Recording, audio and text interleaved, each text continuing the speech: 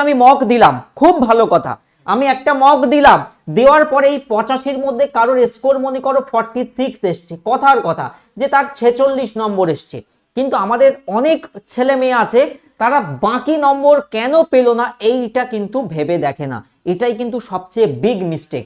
তাই আমার অনুরোধ থাকবে সবার কাছে যারা TWS এর কথা শোনো এবং নিরলসভাবে মেহনত করছো, তোমরা কিন্তু প্লিজ এর পিছনে দৌড়াবে, যে খোঁজার চেষ্টা করবে যে আমি কেন পেলাম না ওই নাম্বারটা।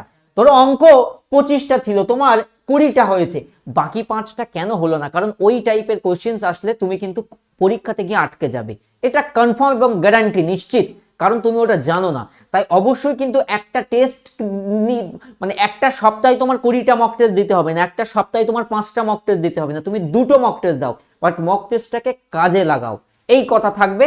আমি স্যার তাহলে শুরু করি, পরপর অ্যানালিসিস হবে, পুরোটাই দেখবে।